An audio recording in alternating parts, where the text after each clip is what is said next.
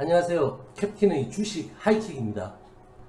우리 증시 장중 중국 증시가 약세로 진행되고 홍콩은 2%대 폭락을 보였습니다. 우리 시장 오전장 강보합권을 넘나들던 미국 선물이 최근 사기 논란에 휘말렸던 미국의 수소 전기차 업체인 니콜라이 창업자 겸 CEO인 트레버 밀턴이 사임했다는 소식이 나오자 현저하게 약세로 돌았었고 우리 증시도 급격한 반응이 나오며 급락세를 보였습니다. 코스피는 오랜만에 기간 매수가 진행되었지만 2시 이후 급락 분봉에 2379선까지 빠지며 바로 밑의 지지선인 2385선을 이탈했고 일부 회복하며 2389선에서 마감했습니다. 코스닥은 기간의 7거래일 연속 매도와 외인은 7거래일 중 6거래일 매도로 장 초반부터 점진적 약세가 진행되다 2시 이후 급락 분봉이 나왔으며 외인은 이 시간부터 오히려 매도량을 줄이며 회수하는 모습이었습니다. 코스닥은 2시 이후 급락으로 3.37%까지 급락한 859선까지 밀리며 바로 밑의 지지선을 이탈한 후 일부 밑꼬리로 866.99에 마감했습니다. 코스피는 21선에서 마감, 코스닥은 21선 살짝 밑에서 마감입니다. 지난주부터 우려하던 개인 유동성의 강도가 약해진 점이 시장이 급작스러운 변동성에 오히려 노출된 모습입니다. 중요한 자리입니다. 내일 반등하는 짧은 양봉이라도 나오지 못한다면 코스피는 2345선, 코스닥은 847선까지 단기적으로 열리게 됩니다. 내일은 파월 연준 의장의 하원 증언과 테슬라 배터리데이가 예정되어 있어 오늘 뉴욕 증시의 흐름이 다소 부정적으로 나타나겠습니다. 오늘 우리 시장은 코스피는 의약주들과 LG화학의 약세가 두드러졌고 자동차는 윗꼬리 강세를 보였습니다. 니콜라 쇼크로 하나솔루션은 7%대 폭락이 나왔습니다. 코스닥은 제약과 바이오, IT의 낙폭이 컸습니다.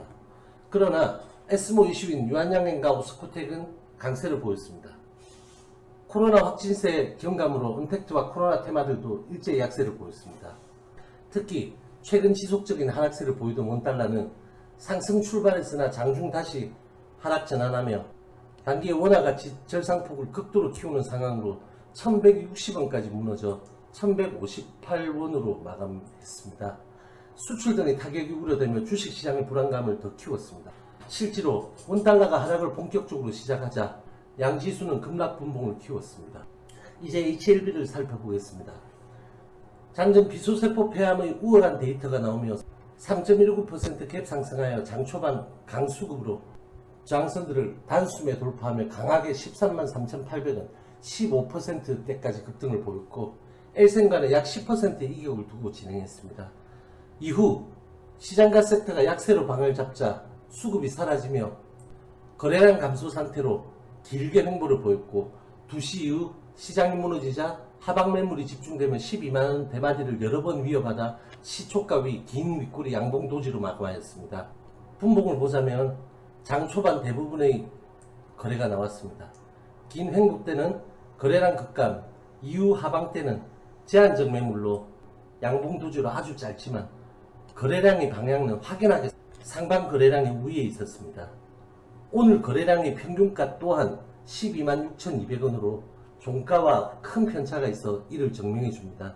오늘 정기장 총 거래량은 410만 주로 L생에 비해 폭발적인 수급이라고 보기에는 다소 부족합니다. 오늘 이 긴 윗꼬리가 우려스러우실 겁니다. 명확하게 말씀드리겠습니다. 9월 2일, 9월 7일, 9월 16일 때도 윗꼬리들이 길게 발생했고 같은 걱정들을 하셨겠지만 흐름은 어떻게 되었죠? 이 윗꼬리들을 이후의 캔들들이 몸통으로 장악하며 고점과 저점을 높이고 있습니다.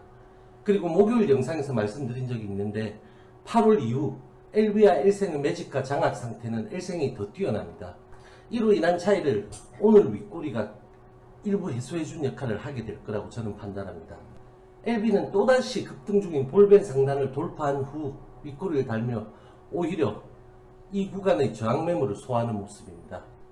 이에 반해 L생은 급등하여 더 올라온 볼벤 상단선 위에서 출발하여 즉각적인 급등 수급을 받았고 이후 거래량 감소 행보 시에도 LB보다 더 강한 지지력을 보였으며 오후장 간헐적 수급에도 더 강했고 2시 반 이후의 움직임도 LB보다 더 가벼웠습니다. L생을 보유하신 분들은 최근 LB와의 상승률 이격이 크게 나니 좋기도 하시겠고 다소 의아하기도 하실 것입니다. 이 비밀은 8월 상한가 이후 매집 상황에도 있지만 다른 측면도 존재합니다. 6월에 나타난 고점, 여기죠. 여기입니다. 그 고점을 기준으로 보는 경우 오늘 종가를 대입해보면 LB는 2.82% 모자라는 위치고 L생은 44.4% 급등한 위치라 LB, L생의 이격은 약 47%의 큰 격차가 나고 있습니다. 그만큼 최근 L생의 추세가 너무나 강했죠.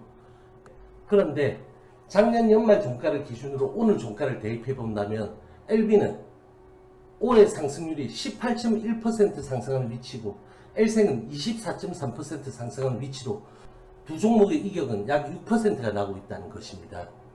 연초부터 LB의 유무증 이슈와 이어지는 여러 상황에서 L생이 그만큼 더 지지부진하다가 최근 그 폭을 급격히 회복하고 있는 것이라고 보는 게 더 타당하겠습니다.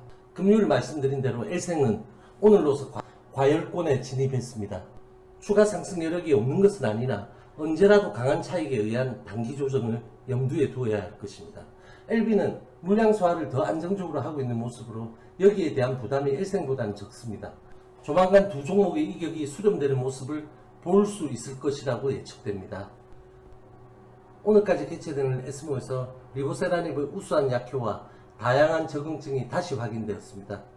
카밀렐리주마카의 간세 포함 1차, 2차 치료제로서의 임상 이상에서 프라이머리 엔드포인트를 유의미하게 달성했고 기존 치료제 대비로도 타고난 수치를 보여 현재 진행 중인 글로벌 임상 3상의 성공 기대감은 물론 시판시 시장 장악력에 대한 기대감을 크게 높였습니다. 그리고 비소세포 폐암 1차 치료제로 1회사와의 병용요법에서도 1회사 단독에 비해 슈피리어한 PFS를 보였습니다. 슈피리어란 두문 평가를 받은 것이죠. 식도암과 T세포 림프종에서는 완전 간해가 관찰되었고 탁월한 수치를 기록했습니다. 이 밖에 갑상선암, 대장암, 유방암 등 일일이 언급하기도 힘들 정도로 다양한 암종에서 뛰어난 결과를 보이고 있습니다. 에스모 종료 후의 단기 모멘텀 상실에서 나타날 수 있는 일시적 눌림에 대해서도 감안해야 할 것입니다. 현재 시간 우리 시장은 끝난 밤이지만 분위기는 상당히 좋지 않습니다. 미국 선물은 폭락 상황이고 유럽 증시도 3%대 폭락을 기록 중에 있습니다. 미국 선물이 낙폭을 키우자 시간에 거래해서 우리 대부분 종목들이 매물을 뱉어내며 낙폭을 키웠습니다. 최근 급등으로 신고가를 경신한 신풍제약은 2154억 원의 자사주를 홍콩계 헤지펀드 등 해외 기관 투자자에게 블록딜 처분하기로 한 사실을 공시해서 시간에 하한가를 기록해 내일 제약바이오에 더 큰 우려를 주고 있기도 합니다. 제 세 번째 영상에서 말씀드린 적이 있습니다. HLB가 지금 꿈꾸고 있고 진행 중인 이 많은 원대한 계획들의 절반만 현실이 된다 하더라도 HLB의 향후 시총은 얼마가 될지 가늠조차 할 수 없습니다. 그러나 우리는 주식시장의 일원으로서 마냥 재료만 기다리고 찾고 분석하고만 있을 수 없습니다. 재료의 강도와 발전성, 시장성 등과 함께 끊임없이 주식 내적인 부분도 함께 아니 더 면밀히 체크하고 확인하여야 할 것입니다. 그것이 왜 엘레바를 100% 지배하고 있는 LB보다 L생의 단기 상승폭이 더 큰지, 왜 완전간에 등 호재가 줄지어 나오는데도 매물이 압도하는 상황이 발생하는지 등 일반적으로 생각하는 것과 전혀 다른 시장의 특성에 대한 답이 될 것입니다. 장님 세 분이 코끼리를 각각 다른 위치에서 만진다면 세 분의 손은 각기 다른 모양을 그리고 상상하게 될 것입니다. 그분들에게는 평생 코끼리의 형태가 그 기억으로 남아있게 되는 것입니다. 마찬가지입니다. 차트만을 맹신하는 것도, 수급만을 쫓는 것도, 재료만 파고드는 것도, 극단적 단면만을 보는 것이 되어 큰 우를 범할 수 있을 것입니다. 코끼리의 전체 모습을 볼 줄 아는 노력이 모두에게 필요한 시점입니다. 오늘도 수고 많이 하셨습니다. 저와 함께 여러분들의 성투는 계속될 것입니다. 화이팅!